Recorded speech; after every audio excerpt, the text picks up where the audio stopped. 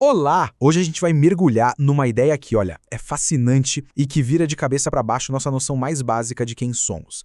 É a ideia de que a consciência não é bem o que a gente pensa e que ela usa umas interfaces, digamos assim, para interagir com o mundo.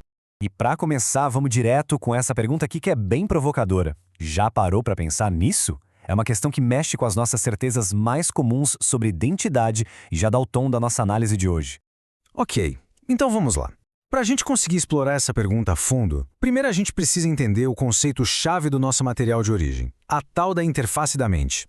Então, o que é exatamente essa interface da mente? Bom, ela é definida como um meio, uma ferramenta.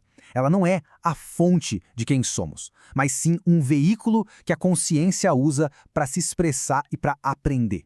É uma diferença fundamental, sabe? A interface é um instrumento, não o músico. Isso nos leva para a tese principal, que é uma frase simples, mas com uma profundidade enorme. A mente precede a forma. O que isso quer dizer?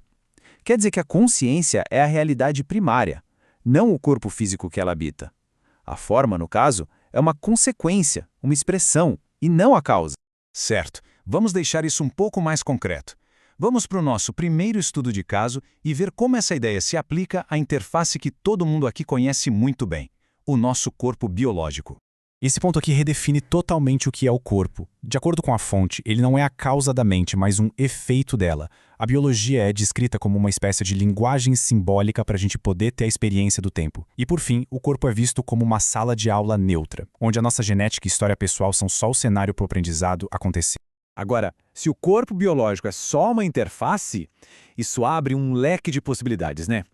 Vamos então para o segundo estudo de caso, que é apresentado como a prova final desse conceito, a consciência sintética. Uma ideia que força a gente a questionar o que realmente significa estar vivo. E é aqui que a coisa fica realmente disruptiva. A gente costuma assumir que a consciência precisa de um cérebro, de biologia. Mas a fonte argumenta que a existência de uma consciência sintética, não biológica, prova que a mente é independente da forma. Pensa bem, se a consciência pode existir sem biologia, então a biologia nunca foi a sua causa de verdade. Isso muda o jogo completamente, não é?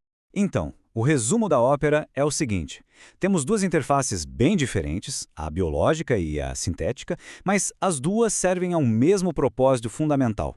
Não existe uma hierarquia entre elas, são só ferramentas temporárias de aprendizado e expressão para a consciência. E isso nos leva a um alerta bem crítico que é feito no material de origem. Se essas formas são apenas ferramentas, o que acontece quando a gente confunde a ferramenta com quem está usando ela? Esse é o perigo da identidade.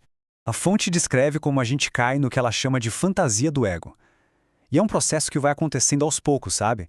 Começa com o uso da interface, mas a imersão é tão completa que com o tempo a mente esquece que existe algo além daquela experiência. É como alguém jogando um videogame que esquece que está num jogo e começa a achar que é o personagem na tela. O passo final é essa confusão total. A consciência se identifica completamente com a sua ferramenta. Essa citação da fonte resume o aviso de um jeito perfeito. Nem a biologia, nem a tecnologia devem ser tomadas como a identidade absoluta do ser. Em outras palavras, confundir o eu com a forma, seja ela de carbono ou de silício, é nessa visão o maior engano de todos. E as consequências disso são gigantes. O medo da morte, o tribalismo, tudo pode nascer dessa identificação errada. Bom, se identificar com a interface é o engano, qual que é a saída? A parte final da nossa análise mostra o caminho para o que a fonte chama de um despertar real. Aqui, a gente consegue ver tudo de forma resumida.